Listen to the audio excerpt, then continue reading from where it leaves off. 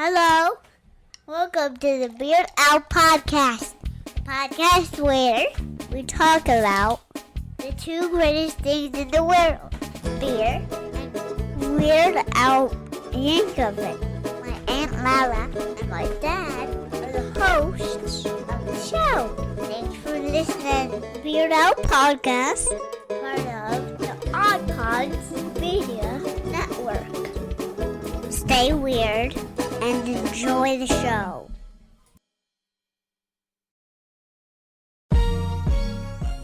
Hey, you there. We've got a question for you. Are you tired of clickbait stories and the loudest voices driving discussions in culture and entertainment? If so, I'm Dylan. I'm Kendall. And I'm Corey. And we host the podcast From the Middle. We're middle-class guys living in the middle of America, in the middle chapters of our lives with points of view somewhere in the middle. We take a more reasonable and centrist approach in our discussions covering genres like comedy, culture, entertainment, and interviews with really interesting folks like business owners, comic creators, doctors, news anchors, New York Times best-selling illustrators, professional stand-up comics, and more. We really value a relaxed and conversational podcast, one that we hope is so fun and laid back, you'll forget you're not actually hanging out with us. So search at From the Mid Pod, just like it sounds, or check us out everywhere you can find podcasts. So anyway, without further ado, here's the theme song. Well, hey, how are you doing? Have a seat. Have a drink. Boy, I can glad to see ya. What can you say? Where's Lala?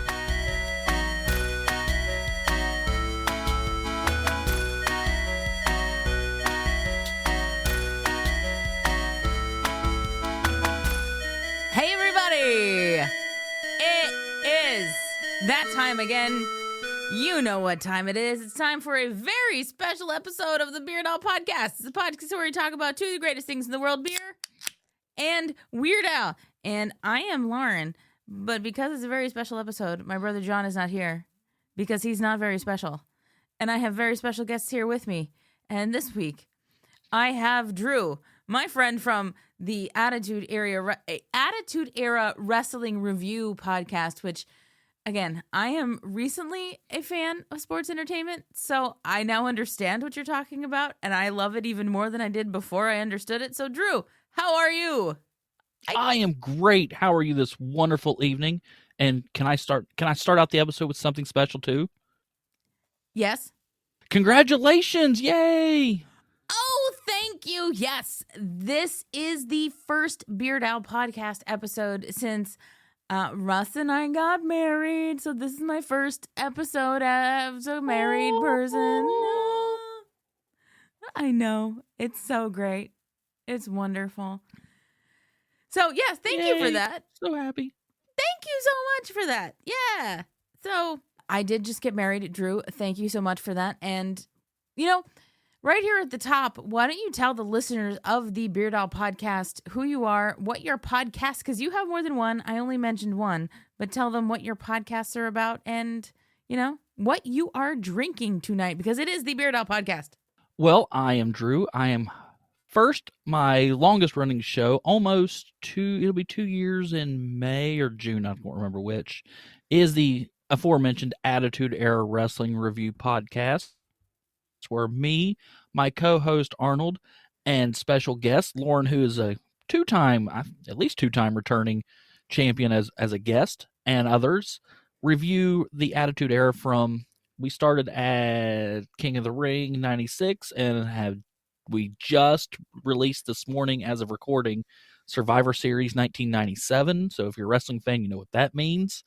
And we're going to just keep going, and we watch everything weekly and all the pay-per-views and just talk about it and review it and say what we like, what we hated, and all that.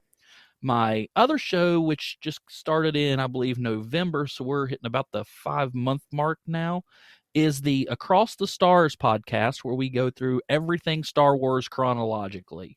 As you can tell, I like starting from the beginning of something and going to the end of something. So I think we're going to do that today with this album, so I'm really excited about that. But yeah, you can find us on any major podcasting, well, not major, any podcasting platform if you'd like to listen to that. I love it. Yes. And you are exactly right. That is what we are going to do here today. We're going to go through the TV album. Yeah. So if you didn't catch that in the episode title, Drew and I today are talking about the TV album, the 1995 compilation offering from Weird Al Yankovic. It's going to be a good time. We're going to start at the beginning and keep on moving on. And I'm going to quickly introduce what it is that I am drinking, and then Drew, I need to know what you have. I need to know what you have. But right here, yeah, I know you forgot that, but I'm gonna go. Since it is the Beard Owl podcast, I have a beer, and my parents came down to Florida for this past weekend when Russ and I got married, and they brought an assortment of wonderful items from my home state of Pennsylvania for us to enjoy. And among those were kielbasi from my cousin's butcher shop, pierogies from my parents' church, and a case and a half of Trogs beer from Hershey, Pennsylvania.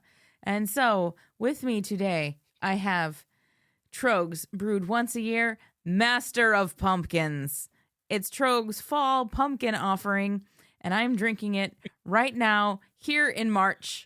Because why the heck not? I have it in my fridge. I'm going to drink it. It is a delightful pumpkin ale brewed with Pennsylvania pumpkins and spices. And Trogs, like I said, brews it once a year. And it is meant to be served in a chalice glass, which I am drinking it out of. And it's 7.5% alcohol by volume. And the spices are cinnamon, clove, ginger, and nutmeg. And I will tell you what, this tastes like autumn. And I am not even mad about it. I love it. I am an autumn baby, and that is totally cool. And you know what? I feel like it's almost kind of appropriate because the TV album came out in November of 1995. So this is an autumnal album, so I'm having an autumnal beer. Ha-ha! Drew, what do you have? I am just drinking a Smirnoff Ice tonight because I just like the flavor of them. I like it. Good enough for me. Nothing special. I wanted the Mike's Limeade, but they were sold out at the one store that sells alcohol within an hour of me. I live in the middle of nowhere. That's right. You do live in the middle of nowhere, which would explain why, so folks listening, there may be some like weird, delay overlap things with us because like Drew literally lives in the middle of nowhere. So internet is a thing. Now, meanwhile, like me, I'm sitting here in like the beautiful city of Jacksonville, Florida, and I'm just like, whatever. The internet happens. It happens the way that it happens. But yeah, you rural people, man, I don't know what to do about you. Yeah, my router is a hamster on a wheel, and he's got 3 legs, and 2 of them don't work. But something's working because we are talking, and that's good enough for me. So, what we're going to do here today is run through the tracks on the Weird Al TV album compilation. And if y'all want to like search back through the history of Beard Al podcast, I did this once before with the gentleman from the Bacon is My podcast. Bacon is my oh no, that's my bacon. What's my bacon? That's my bacon podcast. Anyway, we did the food album. We went through it track by track and had a very good time doing that. So that's what we're doing here because, as you probably know, if you're a regular listener of the Beard Owl podcast, we're kind of done with rankings. We've ranked every album in Weird Al's oeuvre, so now we're going to move on to other things. And I felt like the TV album was a good palate cleanser between us hitting Weird Al's regular albums again in a different way, which you're going to get in the next couple of weeks. So Drew is my beautiful, beautiful palate cleanser with the beautiful, beautiful TV album from 1995. And a little bit of background for the people, just so they know that the TV album is a compilation album released in, like I said, November of 1995 as a follow-up to the food album. And the cover art was done by Mad Magazine artist Jack Davis. And the album was released by Weird Al's label, Scotti Brothers. And he didn't really want to put it out, okay? Because Scotty Brothers essentially needed it to meet their quota for the year. They were like, we need money and we need that sweet, sweet Yankovic bump. So they needed another album from Weird Al Yankovic to kind of meet their quota for the year. But he wasn't ready to put out another album yet, so they're like, okay, well, let's do a compilation.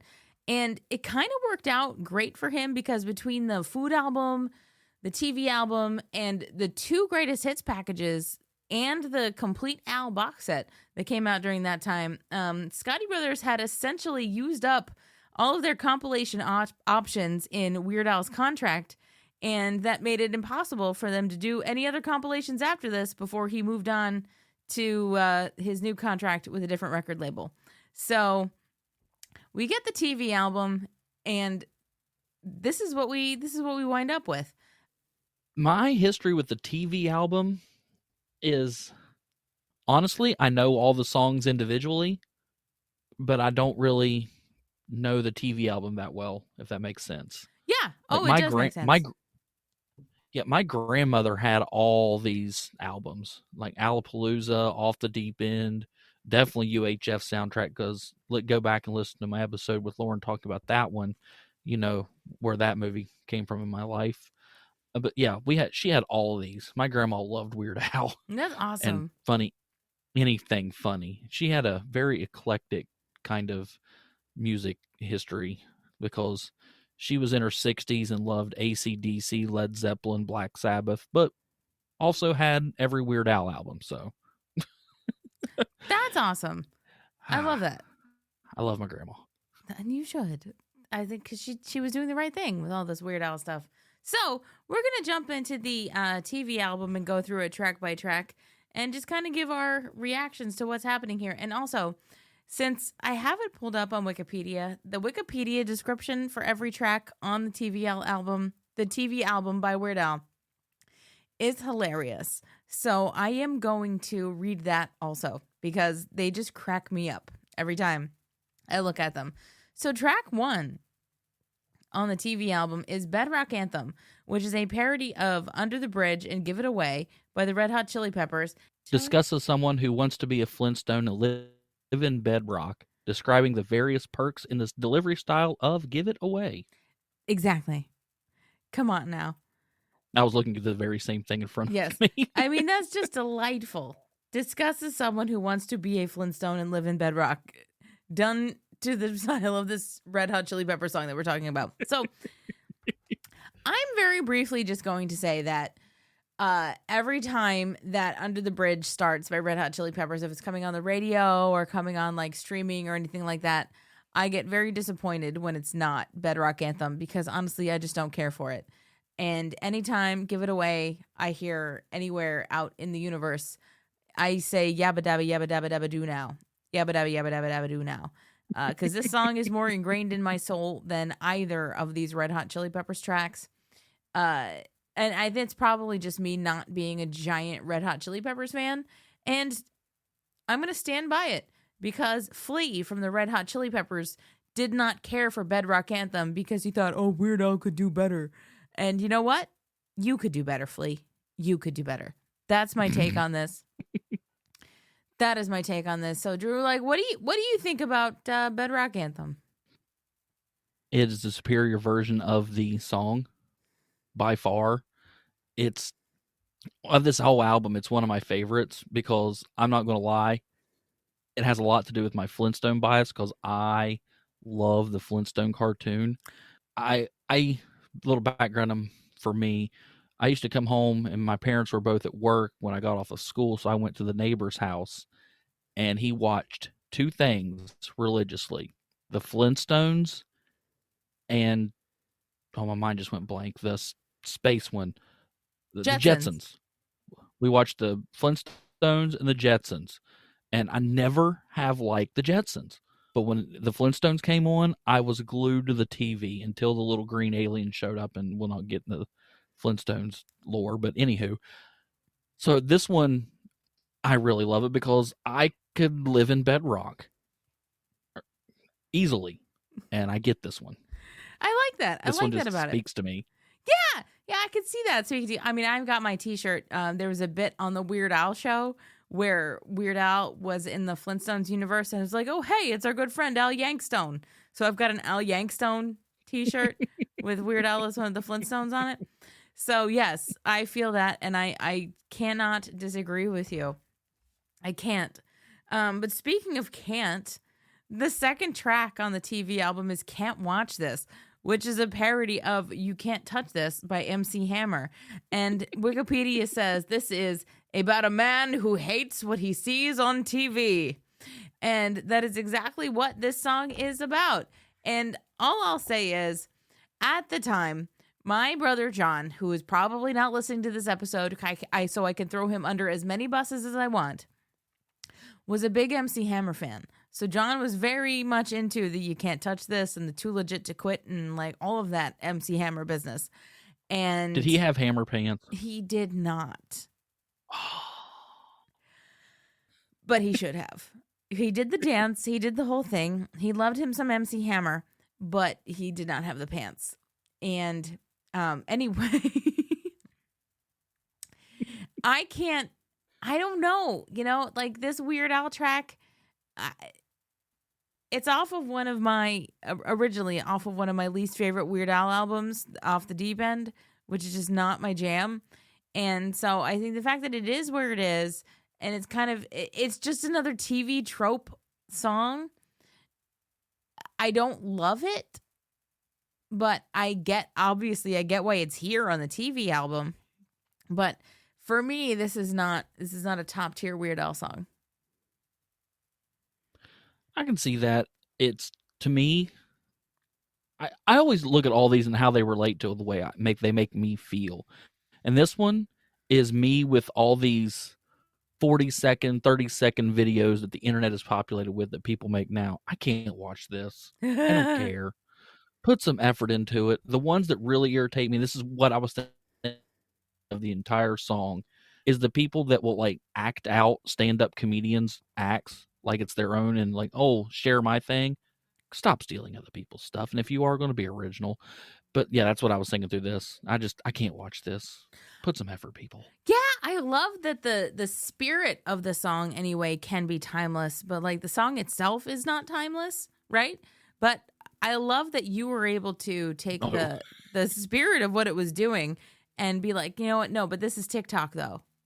I can't watch this. Oh yeah, absolutely. The song is as dated can get, but yeah, the message works for any generation. The message absolutely works for any generation, which I think is pretty solid. I think it's absolutely solid. Yeah, and here's the thing: we're talking about a compilation album here today, so it's like what they're really, Weird Al didn't have like the say in the nuance of track order or anything along those lines. But if you want to hear nuance and track order on a Weird Al compilation album, Russ and I, back in a couple weeks ago, we did a Weird Al Love album. Yeah, it was around Valentine's Day, where we thought about what a Weird Al Love album might look like. And we definitely put thought into the track listing on that one. And there's a compilation Spotify playlist. So, if you're listening and you want that, shoot us a message. We can send you that compilation Spotify playlist because that's pretty sweet. But it's also in the show notes for that particular episode. So if you find yourself on that episode, just hit the Spotify link in the show notes. It's there for you. Because we care about the people here at the Beard Al Podcast. But the next track is one of my favorite Weird Al songs. The next track on the TV album, Frank's 2000-inch TV. And it's a style parody of early REM, which puts it squarely in my wheelhouse of things that I enjoy. And according to Wikipedia, this song is about someone whose neighbor got a big screen TV with a display which measures 2,000 inches diagonally.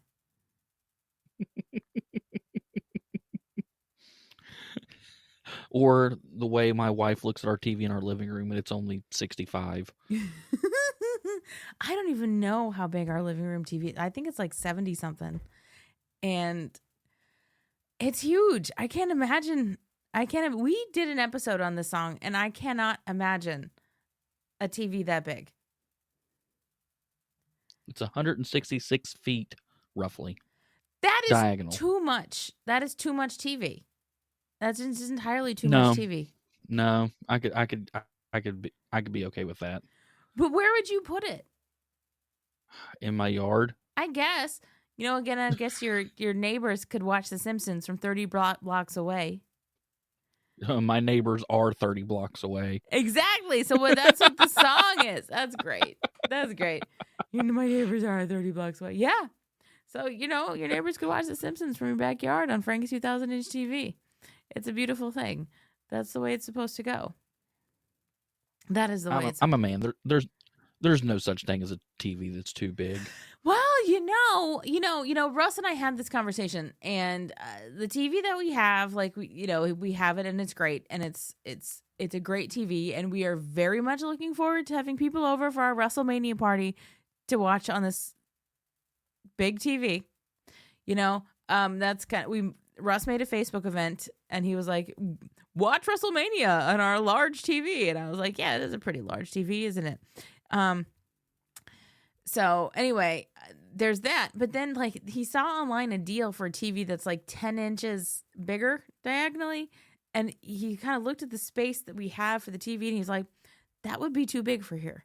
That would just be too big for here. And I was like, yes, that would be too big for here. And I'm thinking to myself, the TV we have is almost too big for here. But, it is what it is. Because, this house that we live in was built in 1959. How big were TVs in 1959? Did anybody even have everybody have a TV in 1959? No. So, there's no great configuration for, a giant, huge TV because of how old the house is.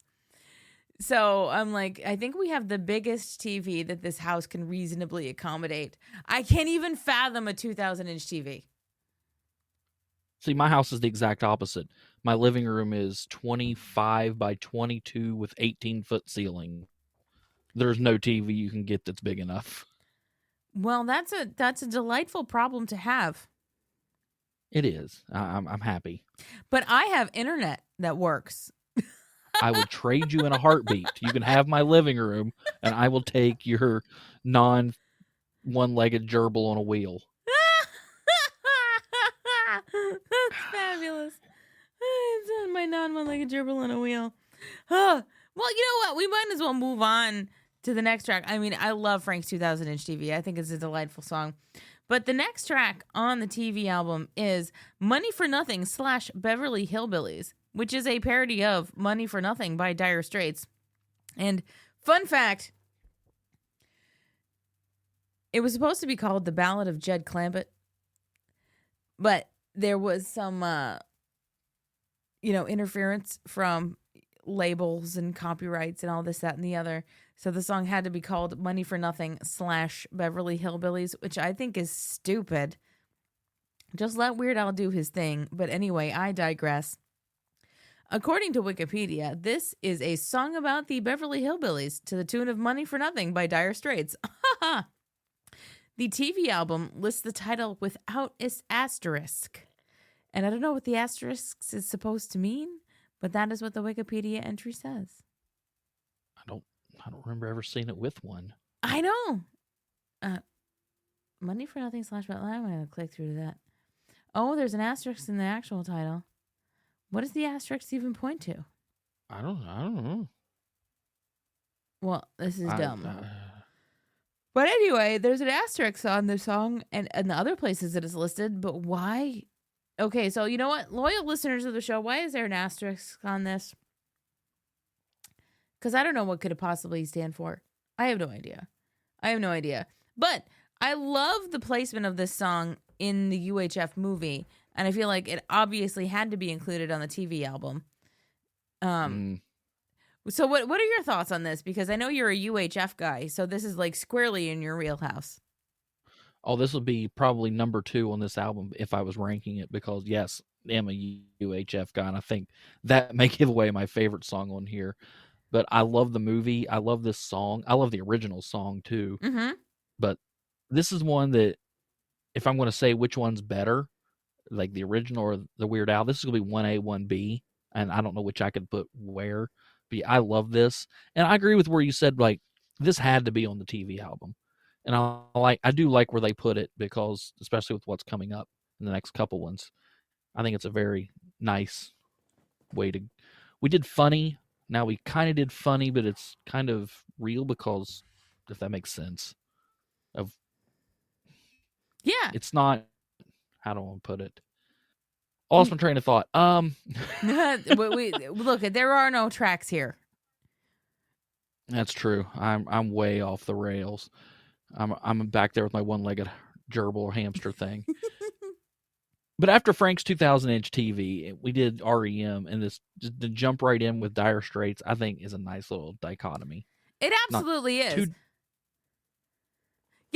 Yeah, no, it definitely is, because like the songs definitely feel very different. So the fun thing about Weird Al compilation albums is that, like, while they may be topical, like the food album and the TV album, you have a lot of differences in musical style, right? And the same can be said for jumping from like a Dire Straits parody right into a Tony Basil parody, Ricky, which is a parody of Mickey, about I Love Lucy, discussing an argument between Lucy and Ricky Ricardo, right?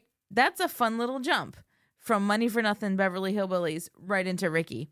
And Ricky, I love that it's included on here, because I love any love that is given to a track from Weird Al's self-titled debut album.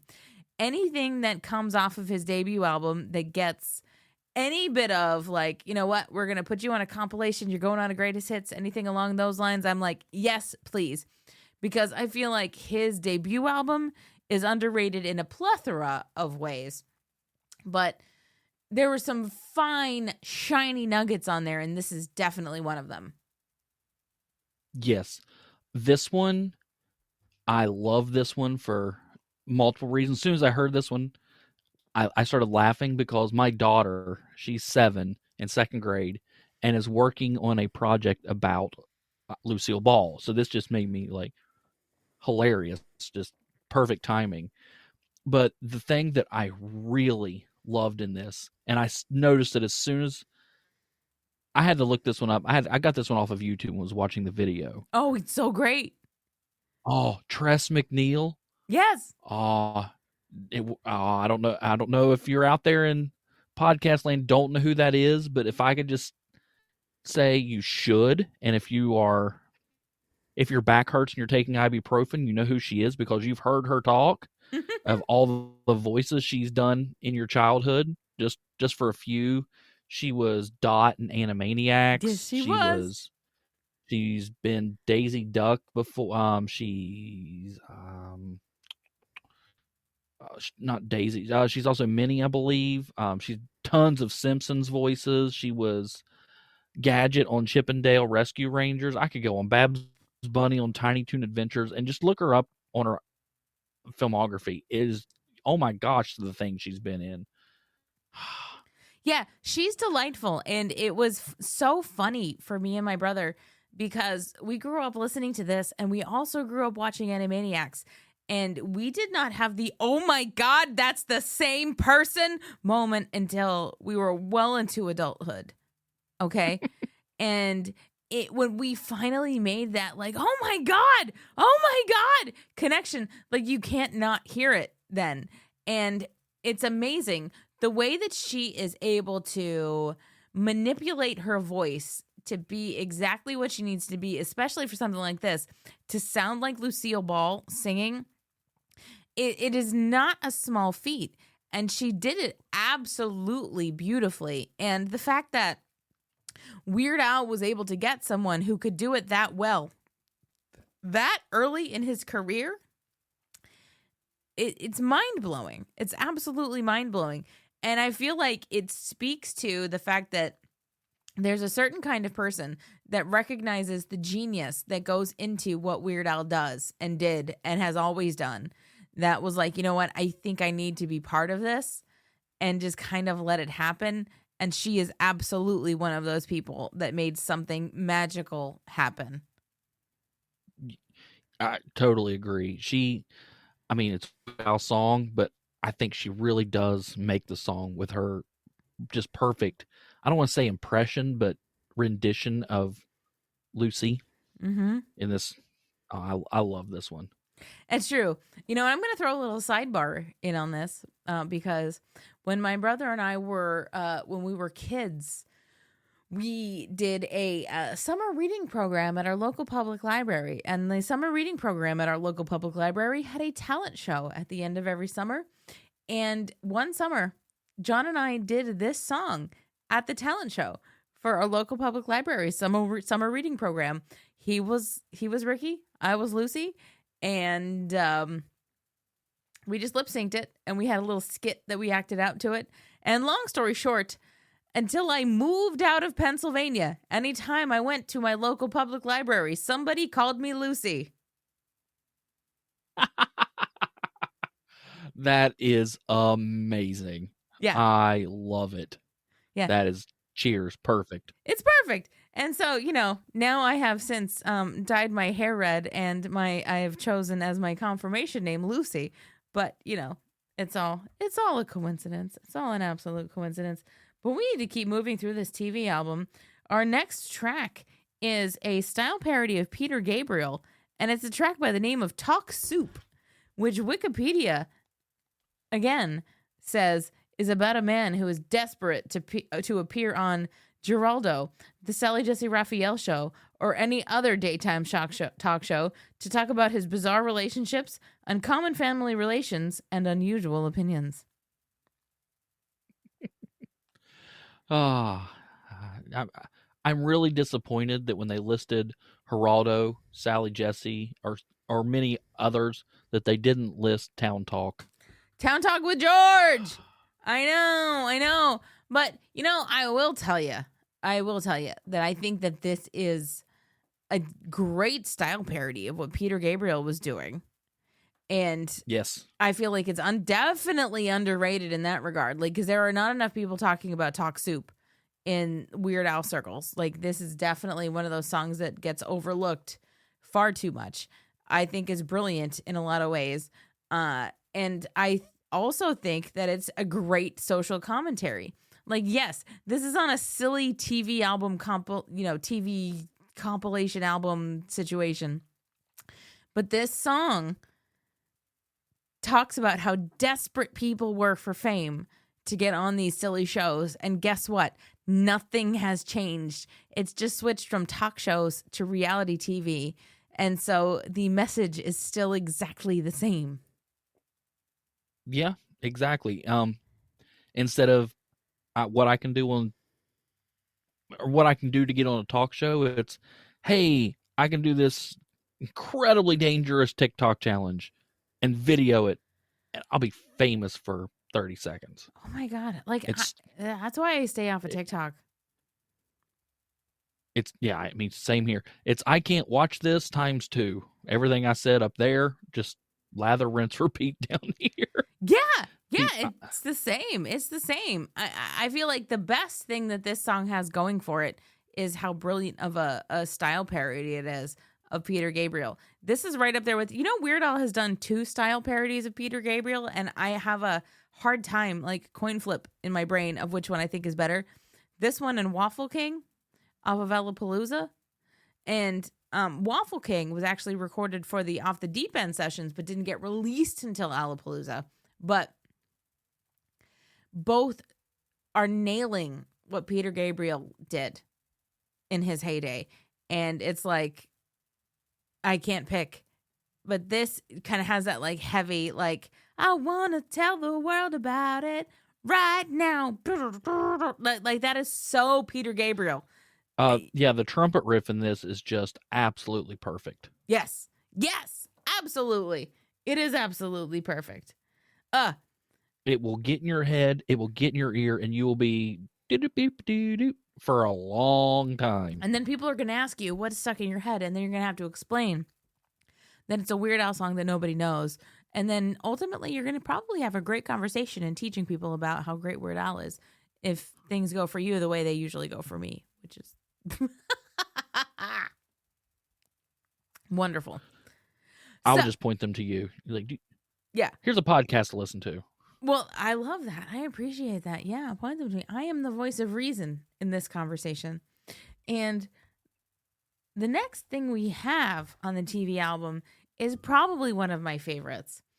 It's a track called Here's Johnny, which is a direct parody of Who's Johnny by El DeBarge. And it is about the Tonight Show starring Johnny Carson and Ed McMahon's famous line, "Here's Johnny," according to Wikipedia.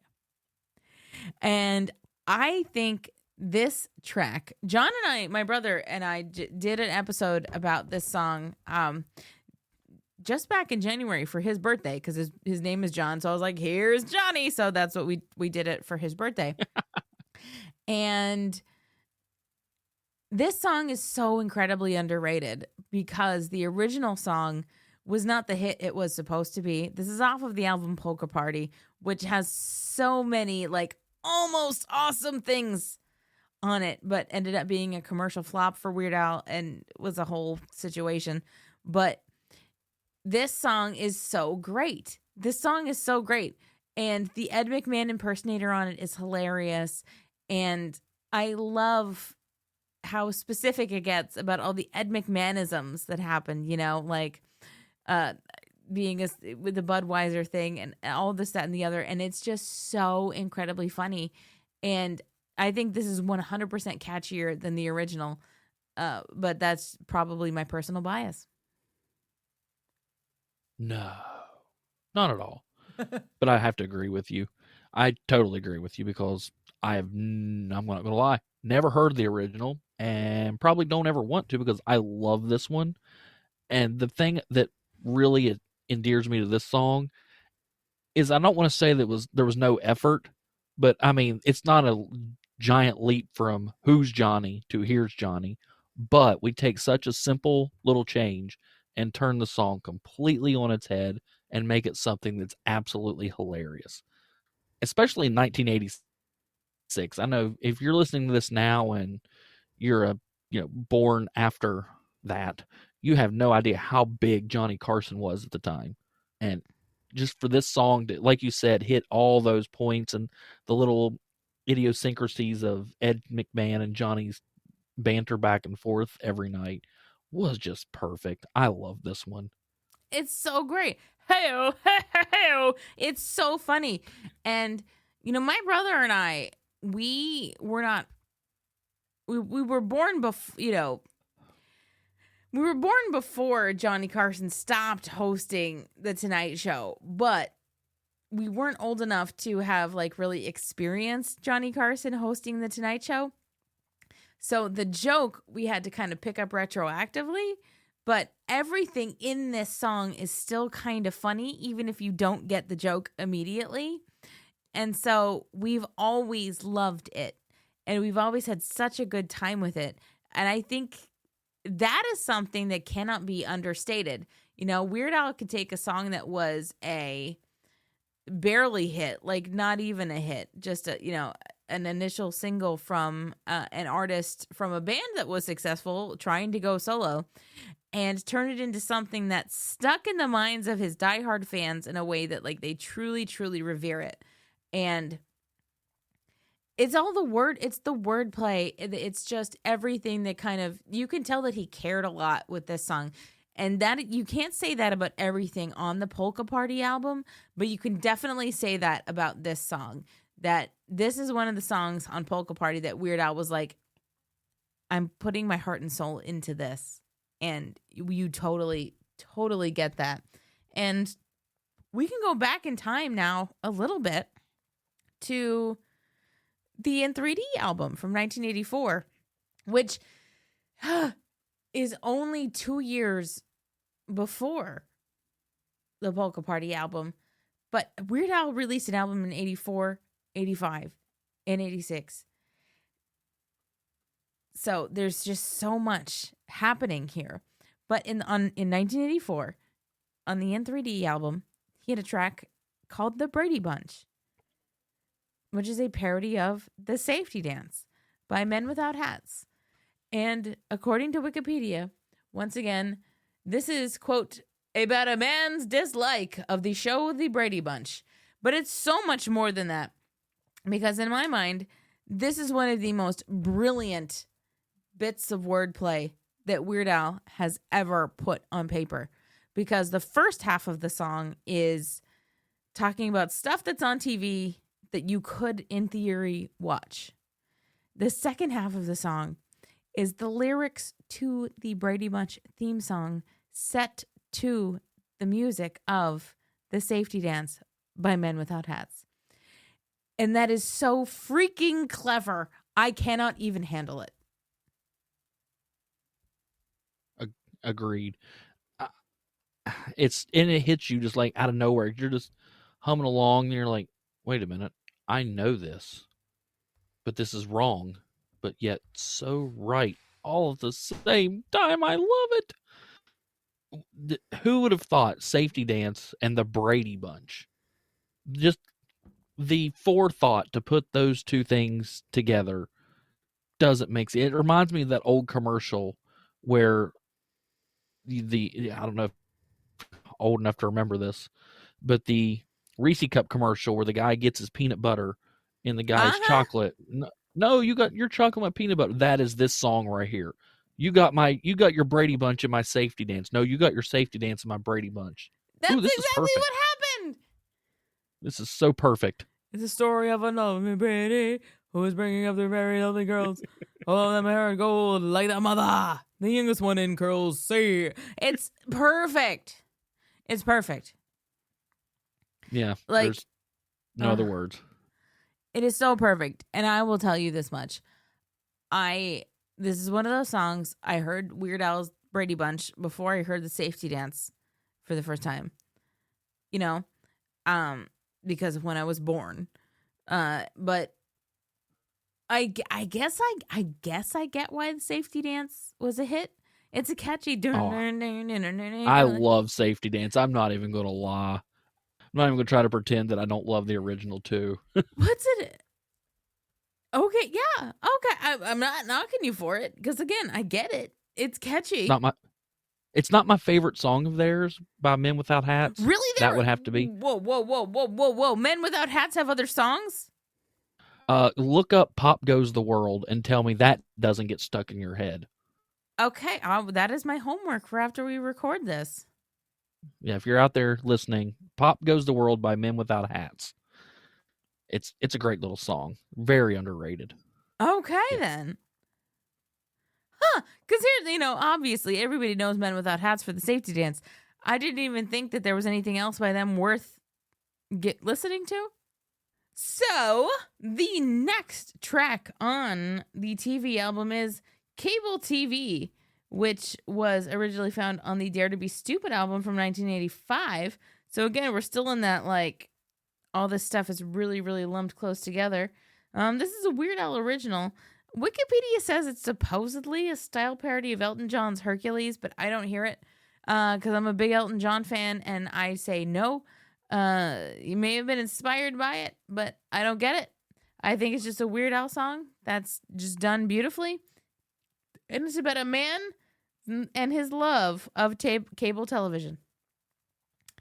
And I'm just going to jump in and say that this Weird Al song has one of my most favorite lines is they're just jealous because I've seen Porky's 27 times this week on my cable TV. And I think that's great. That line straight up popped me out loud. I mean, it just got me. So I was sitting there listening to it and just laughed out of nowhere. I was alone in my house. Just laughed out loud. I think that's the best line in the song. Very much. And it's so perfect. Just random movie, but it's Porky's. And for some reason, I think if it had been any other movie, the line wouldn't have been as funny. Like if I saw Roadhouse 28 times this week, okay. But Porky's, oh my gosh. Right. I think the only thing that made it better is if he could have squeezed Porky's 2 in there. I mean, he might have. You never know. They're just jealous because I've seen Porky's 27 times this week on my cable TV. It's so funny. It's so funny. And what's great about the TV album, by the way, is that there is celebration of the variety of things that are on TV, like you get in cable TV. And then there is the can't watch this. Oh my God, there's so much crap on. Like, the tone shifts so much throughout this as well because it's a compilation. And I just think that's absolutely hilarious. I would almost want cable TV to be right before I can't watch this. So yeah. You hear cable TV, then it goes off, then can't watch this. Yeah. I think that would have been perfect. That would have been a much funnier track listing. Little on the nose, but still hilarious. I love it. Yes, it would have been absolutely hilarious. I think that's fabulous. Yeah, that or started off the album with cable TV and ended it with can't watch this, but some version of where it comes first. Yeah, that's too funny. That's just too funny. Oh, we're down to the last 2 tracks on the album, though.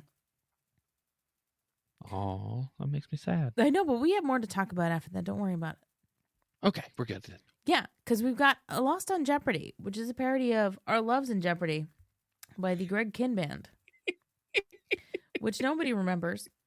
And according to Wikipedia, this is about a man who lost on Jeopardy. Wow, way to stretch your brain on that one. Right?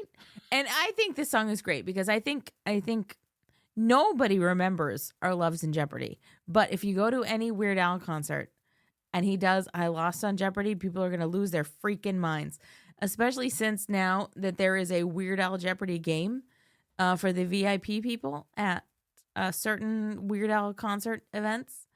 And I'm a two-time contestant, one-time champion. I came in second place. I could have won the second time but the time I came in second place is because I was against a super adorable young child and I decided to do the right thing and let him win. Aww. Yup. That's awesome. I decided to be nice because what would Weird Al do? And that is what I did. True. That is what I did.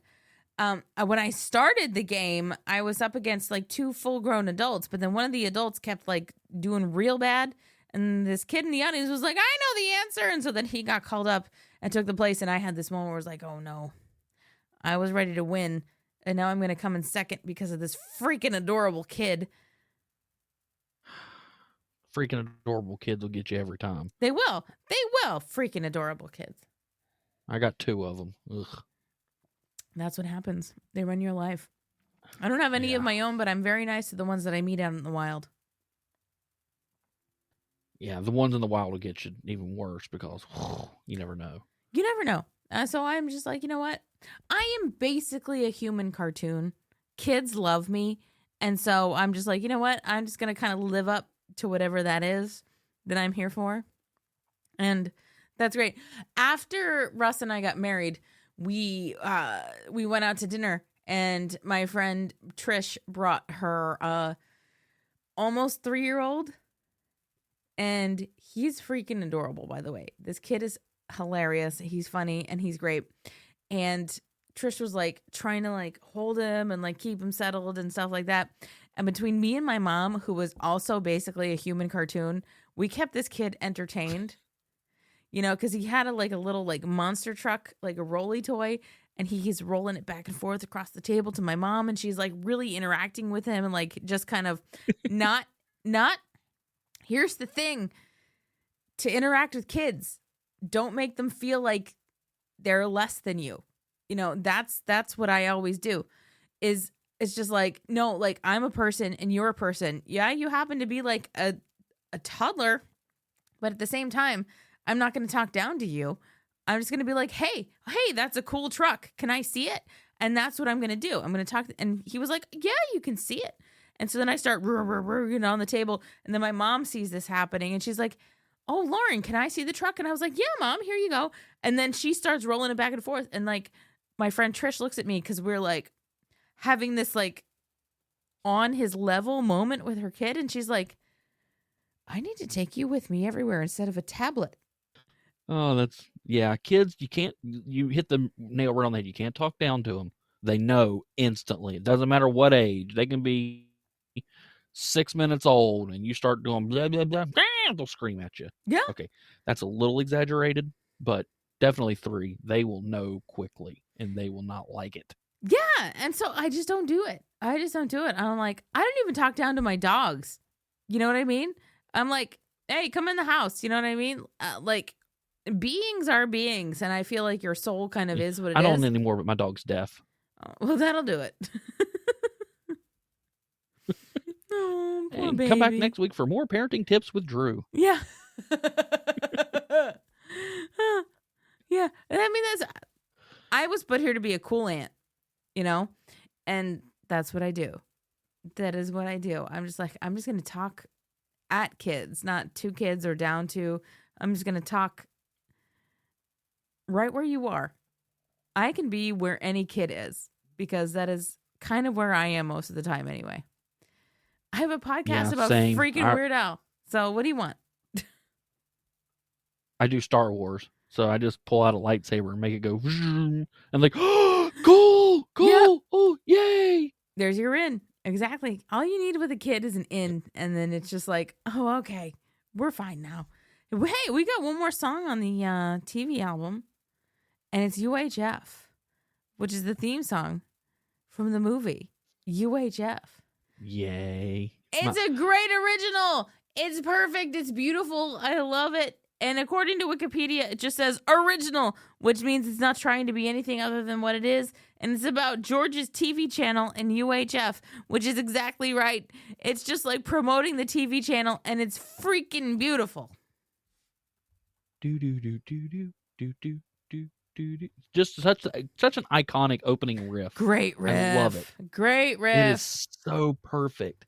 And I hate to say it, but it's Weird Al's second best movie now. Yeah. Best one he starred in. But Yeah. Well, yeah. I mean, whew. UHF definitely has its iconic moments. And obviously, Weird the Al Yankovic Story has its iconic moments. I don't know. It's so amazing. it is. I love it. It was perfect. We're not talking about that, though. The song UHF. So perfect. Again, that riff, the way it brings in, especially the music, the video from, well, the video and or from the movie when they play it, just so perfect. Yeah. It's got it. It's got it all They have it all on UHF. on UHF. It's wonderful. It's wonderful. So you know what? The next place I wanted this conversation to go was to be, because the TV album came out in 1995, and so if there were songs that came out later in Weird Al's career to be like a TV album part 2, or just like an addendum, or like an enhanced TV album, what would those songs be? Ooh. And I've got a couple in my head that I'm thinking of. Off the top of my head are Syndicated Incorporated off of Bad Hair Day, Jerry Springer from Running with Scissors, and Couch Potato from Poodle Hat. Those would be good ones. And I'm not trying to put you on the spot or anything, or trying to make you come up with something that I didn't come up with. You know, those were literally just ones that I was like, you know what? These are the ones that make sense. These are the ones that make sense. Absolutely. You know? Because he did not want to put this particular compilation album out. I don't think there's a lot of artists that want to just put like random compilations out into the world, you know, because they want to have a bit of control over what it is that's happening with their art and all that kind of stuff. But I also feel like, you know, the TV album definitely was one of those things that could have theoretically opened the door to Weird Al for some people that weren't there already. Yeah, I'm sorry, now I'm trying to rack my brain. Did you say Jerry Springer? I sure did. Okay. Sorry. You said that The Saga Begins? Yeah, I mean, that's a movie. If they play it on TV, like, it could work. I mean, we could, at this point, we could have a Weird Al movie album, Yeah, that's a whole nother episode. right? Because I'm also thinking, like, TMZ. The TMZ song. You're on TMZ. Like, TMZ, CNR could definitely, Charles Nelson Riley, because he was on the Match Game, could theoretically end up being on another updated, like, TV album sort of situation.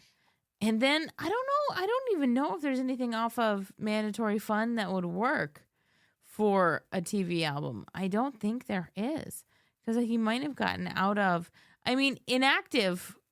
I'm waking up in Cheeto dust, like, because he's watching TV and stuff, because he's so inactive. He's so inactive. But I feel like you couldn't make a second TV album, is what I'm saying, based off of what came after 1995. But there are several songs that could be like an appendix or like an addition to. Yeah, I don't know. Yeah, you're probably right. There's probably not enough for a full album, unless he just wanted to go back and start doing another album, just all based on TV. Which, please do. Yeah, I would take buy any that. new Weird Al music, anytime, any day. Yeah. He's a beautiful and brilliant genius. Yes, he is. So Such a good person too. And he is such a good person. He's the best. So, Drew, we got through this whole entire album. We talked about what could theoretically be on an additional, like, appendix to a Weird Al TV album. Anything else you want to add about the TV album, or do you just want to plug your shows again and say, like, hey, you know what? Have a great weekend, everybody. Like I said, at the beginning of the show, I had never listened to the TV album. I've listened to all these separately, but not together. I really like this. Even though I guess he didn't want to put it out, I'm glad they did, because I think this is a very nice compilation of some of the things that fit together in ways you kind of think of, but not really. If that makes some kind of sense. It does in my brain, so hopefully it does in yours. Yeah. Okay. But yeah, thank you for, because when you put this out here, when you put the list for everybody, hey, what do y'all want to do? And I saw the TV album, and I'm like, I've never heard of that. And I Googled it. I'm like, oh, it's about, it's parodies about TV shows and things. I like TV and things.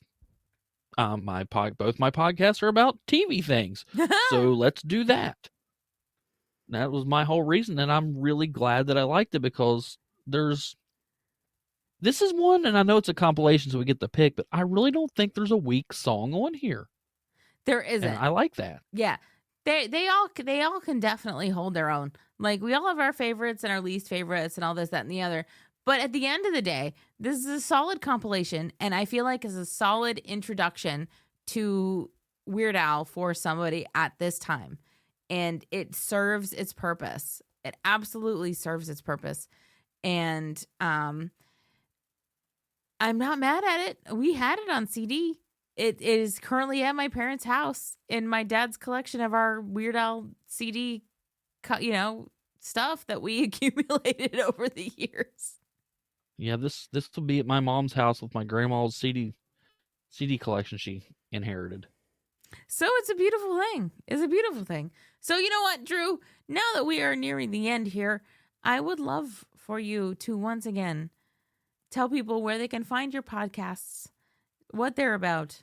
Plug yourself. This is your time. All right. You can find my podcast on, like I said before, any podcasting platform out there, Apple, Google, Spotify, yada, yada, yada. My first one is the Attitude Era Wrestling Review, and you can follow us on Twitter at AEWR Pod. And for my other one, it is Across the Stars, chronologic journey through the Star Wars universe. You can find us again on any podcasting platform, and we are on Twitter at Across Stars Pod. Beautiful. Yes, and they're both wonderful things. And again, as a recent convert to the world of sports entertainment, I appreciate everything that you're doing. or over on the Attitude Era Wrestling Review podcast because I understand it now. It's great. And you're going to come talk some Star Wars here in about a month. I am going to talk Star Wars with you relatively soon. Yeah, that's pretty awesome. Yeah. I mean, I like Star Wars. I'm a Weird Al fan. I kind of have to enjoy Star Wars to some degree. So we're going to have a good time. I think it's wonderful. Yes. Hooray. Yay. Yay. So, you know what, Drew? I think we're going to call it a day. And Day. it is day. You're going to get this button. And that's when those security guards threw us out. Okay, can I stop for a second and say something? You sure can. My last time on here, I didn't really get that song at first, but now that after you described it to me and I got the ending and went back and listened to it, that is on my work playlist that I listen to at work, and I freaking love that song so much more now. Heck yeah! Thank you. You're welcome. We're just changing lives over here at the Beard Owl Podcast, making people's lives better. Yeah. Because if I play it during the house, my wife says, "What are you listening to?" Gold, baby. Gold. Only the greatest music that's ever existed in the history of all time. That's all that there is to it. Exactly. Oh my goodness. I love it. That is a beautiful... All right, since I interrupted, if you want to play it again, kick me out. No, I love it. It's great. No, I'm not going to play it again because I'm going to play our theme music because the show is over. And Drew, thank you again for being here. You have been a wonderful guest. And people, next week, I know last week you heard me and John talk about cavity search. Well, guess what? We're going to keep talking about teeth next week. Toothless people. You know.